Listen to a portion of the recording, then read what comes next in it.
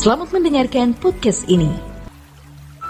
Kebenaran firman Tuhan pada Kamis 18 Agustus 2022 bertema berbau harum. Kalau kita melihat barang atau benda dari seseorang yang sudah meninggal, apakah mereka adalah kakek, nenek, orang tua atau saudara kita atau siapapun, maka kita bisa menghayati betapa singkatnya hidup ini. Terlebih kalau kita ada di kuburan, lalu kita melihat nisan yang tertulis nama orang yang kita pernah kenal, khususnya orang yang pernah hidup bersama dengan kita. Kita perlu merenungkan dan menghayati hal ini. Manusia itu datang dan pergi, namun kenyataannya hampir semua orang lupa. Jangankan orang di luar gereja, aktivis, bahkan pendeta pun bisa melupakan hal ini. Jadi, hari ini kita merenungkan dan menggoreskan sedalam-dalamnya di hati kita, sehingga kita tidak melupakan. Firman Tuhan mengatakan di dalam Yakobus 4, ayat yang ke-13, "Jadi sekarang, hai kamu yang berkata, hari ini atau besok, kami berangkat ke kota Anu, dan di sana kami akan tinggal setahun dan berdagang serta mendapat untung. Sedang kamu tidak tahu apa yang akan terjadi besok. Apakah arti hidupmu? Hidupmu itu sama seperti uap yang sebentar saja kelihatan lalu lenyap." Ini yang harus kita ingat. Kalau orang melupakan hal ini, maka ia jadi sombong, tidak menjaga perasaan Tuhan. Apalagi kalau dia kuat punya jabatan, kedudukan, kekuasaan, uang atau relasi pejabat. Dan sudah bisa dipastikan, ia tidak peduli perasaan orang lain, apalagi perasaan Tuhan. Ini celaka, laknat, sebab ada perhitungannya. Memang orang-orang seperti ini kelihatannya agung, karena mereka kaya, kuat, punya relasi pejabat, namun sejatinya mereka membangun laknat. Orang-orang seperti ini berbau busuk di hadapan Tuhan. Jangan jadi manusia yang bau, jadilah manusia yang harum. Jadi biarpun kita miskin, di pandangan mata kita, kita manusia bau, tetapi dalam pemandangan Tuhan kita harum. Ayo kita berubah, jangan tidak berubah. Sebab, yang pertama, orang sombong seringkali tidak menyadari bahwa ia memiliki waktu hidup yang singkat atau terbatas. Jadi saudaraku, janganlah kita berpikir seakan-akan kita itu tidak pernah mati. Seakan-akan jalan ini tidak ada ujungnya. Ada ujungnya. Dan kita tidak tahu di mana ujungnya. Nah, kalau sudah bisa menghayati hal ini, kita tidak akan main-main lagi. Sambil membayangkan, kalau nanti kita bertemu Tuhan, bagaimana gentarnya kita. Tapi jangan tunggu nanti ketemu Tuhan baru gentar.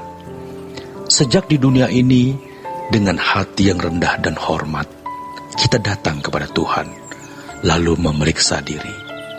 Masih ada dosa atau tidak? Kita akan dibimbing Tuhan. Pasti Tuhan pimpin. Karena setiap saat kita bisa mati, kita mesti benar-benar membawa diri kita sendiri benar di hadapan Tuhan. Kalau hanya ke gereja seminggu sekali atau seminggu 2 kali, pasti kita masih menjadi manusia asing di hadapan Tuhan. Setiap hari kita harus datang, dan setiap saat kita menghayati bahwa Allah hidup, hadir, menyertaiku. Mata Tuhan melihat. Janganlah menjadi manusia asing di hadapan Tuhan. Saudaraku, mumpung masih ada kesempatan, karena hidup kita seperti uap, dan kita tidak tahu kapan berakhir. Kalau kita tidak menemukan tempat di hadapan Tuhan sejak di bumi ini, jangan harap punya tempat di hadapan Tuhan nanti. Hidup hari ini di bumi yang sudah terkutuk sangat susah. Makanya kita harus arahkan fokus hidup kita ke langit baru, bumi baru. Ini tidak membuat kita jadi aneh, kita tetap memaksimalkan potensi, bekerja keras, bertanggung jawab, tapi fokus kita di langit baru, bumi baru. Yang kedua, orang sombong tidak mau mengerti kehendak Tuhan dalam hidupnya. Maka dikatakan dalam ayat berikutnya, kamu tidak tahu apa yang akan terjadi besok. Apakah arti hidupmu? Hidupmu itu sama seperti uap yang sebentar saja kelihatan lalu lenyap. Seharusnya kamu berkata, jika Tuhan menghendakinya, kami akan hidup dan berbuat ini dan itu. Bukan tidak boleh ini dan itu, atau pergi ke kota anu. Sebab manusia harus punya aktivitas, melainkan jika Tuhan menghendakinya. Belajar dari pengalaman-pengalaman hidup. Mari kita serius menjadi manusia yang berbau harum. Walau pada umumnya manusia itu hidup mau-maunya sendiri, karena mereka pikir Tuhan tidak ada, atau kalau ada pun tidak mau berurusan dengannya. Namun kita harus menghayati bahwa Tuhan itu ada. Ia yang menciptakan kita, dan Tuhan mau berurusan dengan kita. Dan ketika kita berada di ujung maut, maka kita akan menghayati dengan lebih lengkap, lebih utuh, lebih baik betapa singkatnya hidup ini. Ingatlah saudaraku, ubah rutinitas hidup kita yang tidak berdaya guna membuat kita dewasa. Yang biasa bangun siang, sekarang bangunlah lebih pagi. Yang biasa bergaul dengan sembarang orang, sekarang tidak, supaya jangan tercemar yang dapat merusak pikiran kita. Di ayat berikutnya dikatakan, jadi jika seorang tahu bagaimana ia harus berbuat baik, tetapi ia tidak melakukannya, ia berdosa. Sekarang kita tahu apa yang baik, bukan? Bangun pagi berdoa, mulut dijaga, jangan jahat kepada orang, marah pun ditahan mulutnya. Nanti Roh Kudus akan pimpin kita menjadi manusia yang agung. Jadi suami yang setia kepada istri, jadi istri yang setia kepada suami, jadi karyawan yang menghormati dan tunduk kepada atasan, dan jadi pimpinan yang menghargai bawahan.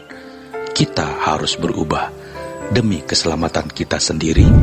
Dan kalau kita peduli keselamatan kita, maka kita pun peduli keselamatan orang-orang yang kita kasihi. Selamat berjuang saudaraku. Tuhan Yesus memberkati.